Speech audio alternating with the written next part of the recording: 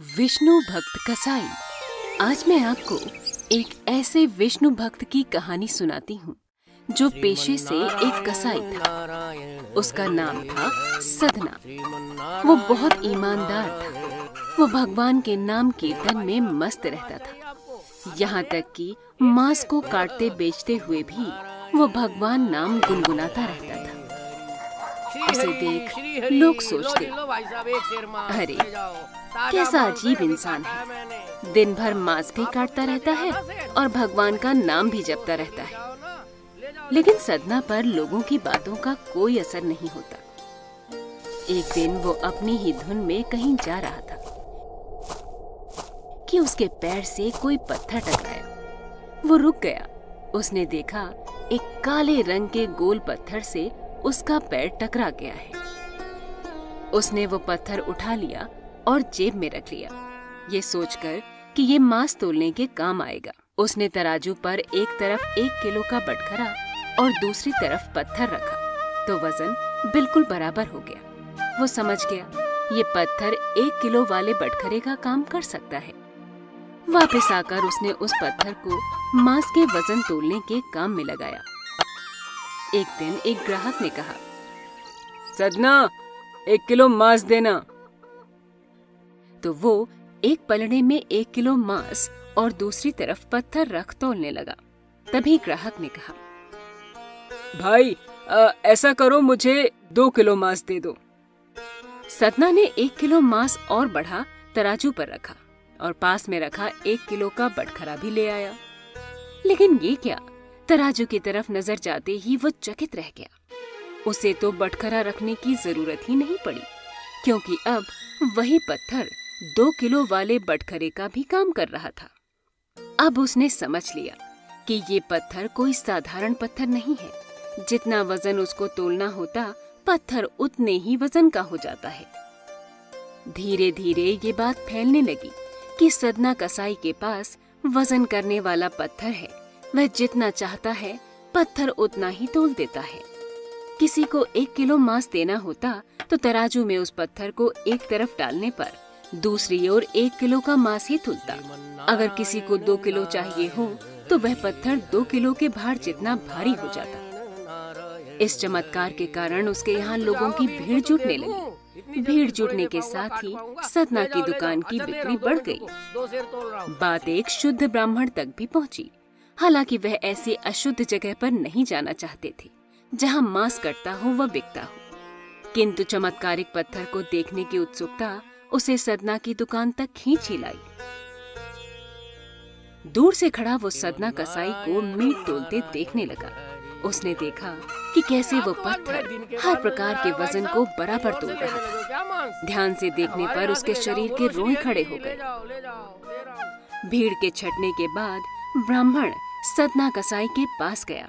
ब्राह्मण को अपनी दुकान में आया देखकर सदना कसाई प्रसन्न भी हुआ और आश्चर्यचकित भी।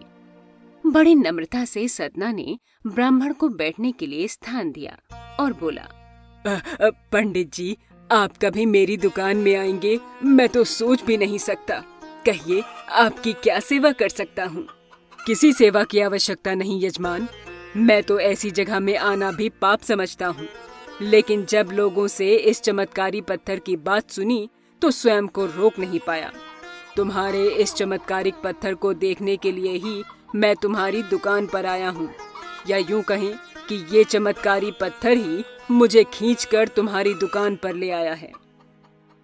सदना बोला, हाँ, ये दूसरे पत्थरों से बिल्कुल अलग है पंडित जी, आप खुद ही देख लीजिए। उसने पत्थर पंडित की तरफ बढ़ा दिया। पत्थर देख पंडित के आश्चर्य का ठिकाना न रहा। पंडित बोला, अरे, जिसे तू पत्थर समझकर वो मांस तोल रहा है, वो कोई साधारण पत्थर नहीं, वास्तव में वो शालिग्राम जी हैं, जो कि भगवान का स्वरूप होता है। ये सुन सदना चौंक पड़ा।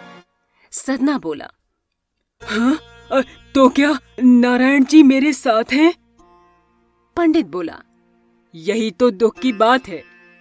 सदना ने कहा, आप ऐसा क्यों कह रहे हैं पंडित जी? पंडित बोला, सदना, सुना है तुम दिन भर भगवान का नाम जपते हो, तो क्या अपने आराध्य को इस तरह हाड़ मांस के बीच में रखना व उनसे मांस तोलना बहुत बड़ा पाप नहीं? सदना बड़ी ही सरल प्रकृति का भक्त था। ब्राह्मण की बात सुनकर उसे लगा कि अनजाने में मैं तो बहुत बड़ा पाप कर रहा हूँ। अनुनय विनय करके सदना ने वो शालिग्राम ब्राह्मण को दे दिया। सदना बोला, अरे सचमुच मुझसे बहुत बड़ी भूल हो गई। आप तो ब्राह्मण हैं, अतः आप ही इनकी सेवा परिचर्या करके इन्हें प्रसन्न करें। मेरे योग्य कुछ सेवा हो तो मुझे अवश्य बताएं। ब्राह्मण उस शालिग्राम शिला को बहुत सम्मान के साथ घर ले आए। घर आकर उन्होंने श्री शालिग्राम को स्नान करवाया, पंचामृत से अभिषेक किया व पूजा अर्चना आरंभ कर दी। कुछ दिन ही बीते थे कि उन ब्राह्मण के स्वप्न में श्री शालिग्राम जी आए। शालिग्राम जी बोले, हे ब्राह्मण, मैं तुम्हारी सेवाओं से प्रसन्न हूं, किंतु तुम मुझे उसी कसाई के पास छोड़ाओ। ब्राह्मण बोला, क्या मुझसे अनजाने में कोई भूल हो गई प्रभु? शालिग्राम बोले, ऐसा नहीं है, तुम मेरी अर्चना पूजा करते हो, मुझे अच्छा लगता है, परंतु जो भक्त मेरे नाम का गुणगान कीर्तन करते रहते हैं, उनको मैं अपने आप को भी बेच देता हूँ। सदना तुम्हारी तरह मेरा अर्चन नहीं करता है, परंतु वह हर समय मेरा नाम गुनगुनाता रहता है, जो कि मुझे अच्छा लगता है, इसलिए तो मैं उसके पास गया था।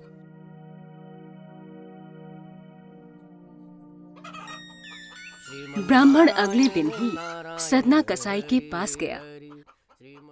वह उनको प्रणाम करके सारी बात बताई। वह श्री शालिग्राम जी को उन्हें सौंप दिया। ब्राह्मण की बात सुनकर सदना कसाई की आंखों में आंसू आ गए। मन ही मन उन्होंने सोचा, वाह प्रभु, ये कैसी अद्भुत लीला है आपकी। अपने भक्त के प्रेम पाश में बंधकर आपने ऐसे तुच्छ स्थान में रहना स्वीकार कर लिया। जब प्रभु भक्तों के लिए ये कष्ट उठा सकते हैं, तो क्या मैं अपने प्रभु के लिए छोटा सा त्याग नहीं कर सकता? इसके बाद उसने मांस बेचने खरीदने के कार्य को तिलांजलि देने की सोची और निश्चय किया कि यदि मेरे ठाकुर को कीर्तन पसंद है तो मैं अधिक से अधिक समय नाम कीर्तन ही करूंगा। इस तरह भगवान ने अपने भक्त का हृदय परिवर्तन कर दिया। एक गांव में एक किसान रहता था जो ईश्वर से नाराज हो गया था। कभी बाढ़ आना, कभी सूखा पड़ जाना, कभी धूप का बहुत तेज हो जाना, इस कारण से उसकी फसल थोड़ी खराब हो जाया करती थी और वो ईश्वर से नाराज होने लगा। एक दिन बड़ा तंग आकर उसने कहा, देखिए प्रभु, आप ईश्वर हैं, लेकिन लगता है आपको खेती बाड़ी की ज्यादा जानकारी है नहीं। एक प्रार्थना है कि एक साल, सिर्फ एक साल मुझे मौका दीजिए। जैसा मैं चाहूं वैसा मौसम कर सकता हूं, फिर आप देखना मैं कैसे अन्न के भंडार भर दूंगा। ईश्वर मुस्कुराए और कहा, ठीक है, जैसा तुम कहोगे वैसा ही करूंगा। ऐसा ही मौसम हो जाएगा, मैं कोई दखलंदाजी नहीं करूंगा। किसान ने गेहूं की फसल बोई। जब उसने धूप चाही तब उसे धूप मिली, जब पानी चाहा तब उसे पानी मिला। तेज धूप, बाढ़, आंधी तो उसने आने ही नहीं दी। समय के साथ फसल बढ़ी और किसान की खुशी भी, क्योंकि ऐसी फसल तो आज तक हुई नहीं थी। किसान ने मन ही मन सोचा, अब पता चलेगा ईश्वर को कि फसल करते कैसे हैं। बेकार इतने बरस कर हम किसानों को परेशान करते रहते थे। फसल काटने का समय आया। किसान बड़े गर्व से फसल काटने गया, लेकिन जैसे ही फसल काटने लगा एकदम से छाती पर हाथ रखकर बैठ गया और देखा कि गेहूं की एक भी बाली के अंदर गेहूं नहीं था। सारी बालियां अंदर से खाली थी। बड़ा दुखी होकर उसने ईश्वर से कहा, प्रभु ये क्या हुआ? तब ईश्वर बोले, ये तो होना ही था।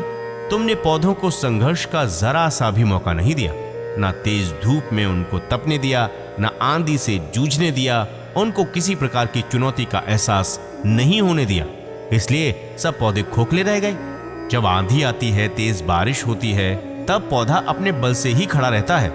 वो अपना अस्तित्व बचाने का संघर्ष करता है और इस संघर्ष से जो बल पैदा होता है वही उसे शक्ति देता है, ऊर्जा देता है, उसकी जीवटता को उभारता है। सोने को भी कुंदन बनने के लिए आग में तपने, हथौड़ी से पिटने, गलने जैसी चुनौतियों का सामना करना पड़ता है, तभी उसकी स्वर्णिम आभा उभरती है और उसे अनमोल बनाती है। उसी तरह जिंदगी में भी अगर संघर्ष ना हो, चुनौती ना हो, तो आदमी खोखला ही रह जाता है, उसके अंदर कोई गुण ही नहीं आ पाता।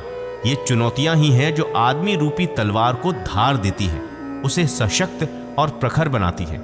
अगर प्रतिभाशाली बनना है तो चुनौतियां तो स्वीकार करनी ही पड़ेंगी, अन्यथा हम खोखले ही रह जाएंगे। अगर जिंदगी में प्रखर बनना है, प्रतिभाशाली बनना है, तो संघर्ष और चुनौतियों का सामना तो करना ही पड़ेगा। किसान ईश्वर की सारी बात समझ गया और कहा, आप जैसा मौसम करना चाहते हैं वैसा ही कीजिए, मैं मेहनत और संतुष्टि के साथ खेती बाड़ी करूंगा। ये कहानी हमें बताती है कि ईश्वर जो करता है अच्छे के लिए ही करता है। हमें उनसे नाराज नहीं होना चाहिए, हमेशा उनकी पूजा करते रहना चाहिए, उन पर विश्वास करते रहना चाहिए। नमस्कार। अंजनी पुत्र हनुमान जी की आराधना तो सभी लोग करते हैं। उनके कष्ट हारक, संकट नाशक हनुमान चालीसा का पाठ हर हिंदू के घर में किया जाता है। लेकिन क्या आपको पता है ये कब लिखा गया, इसकी उत्पत्ति कहां और कैसे हुई, इसकी रचना किस परिस्थिति में की गई? आज हम इसकी जानकारी आपको प्रदान करने जा रहे हैं। ये अकबर और तुलसीदास जी के समय की बात है।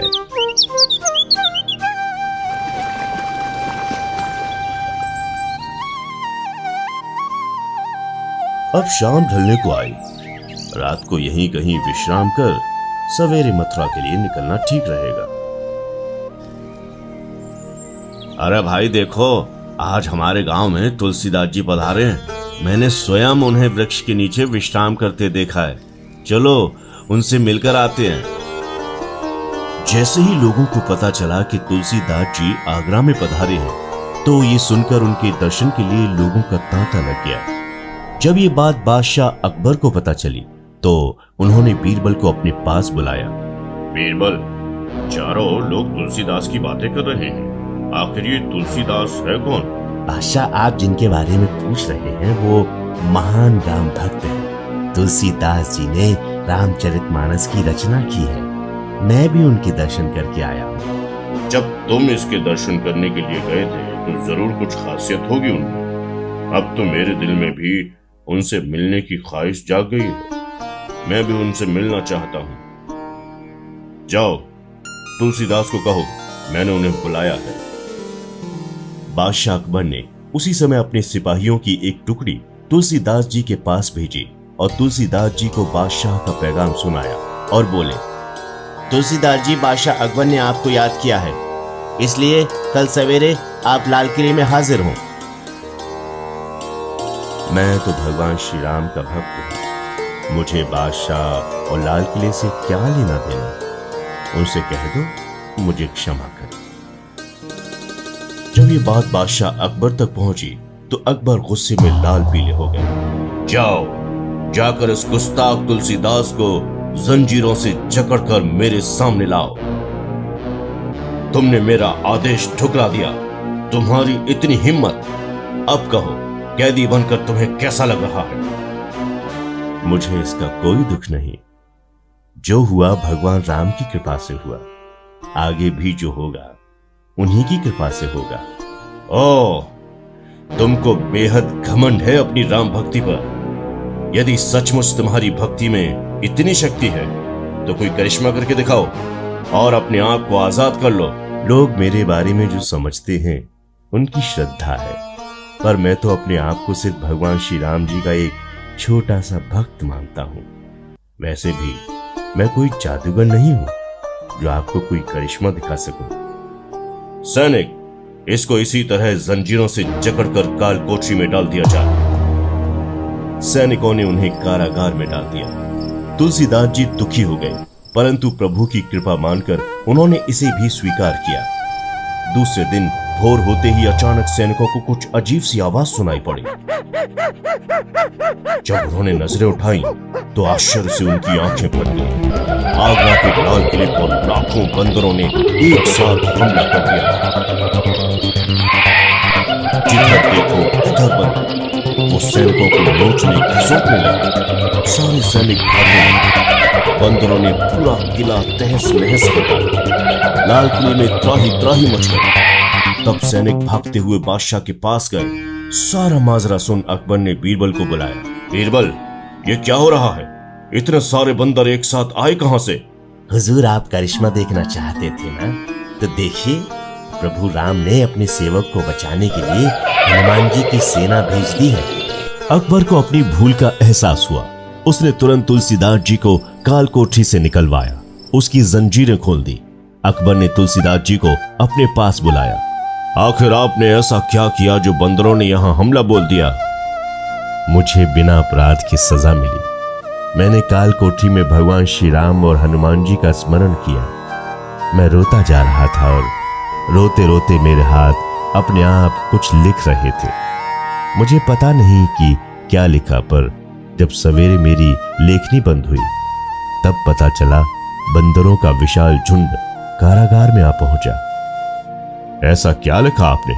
मैं भी देखना चाहता हूं। तब तुलसीदास जी ने कारागार से वो पुस्तक मंगाई जिसमें हनुमान जी की 40 चौपाइयां उन्हीं की प्रेरणा से लिखी गई थी। अकबर ने तुलसीदास जी की रचना पढ़ी और उनकी भक्ति को देखकर बहुत लज्जित हुआ और तुलसीदास जी से माफी मांगकर पूरी इज्जत और पूरी हिफाजत से मथुरा भिजवाया।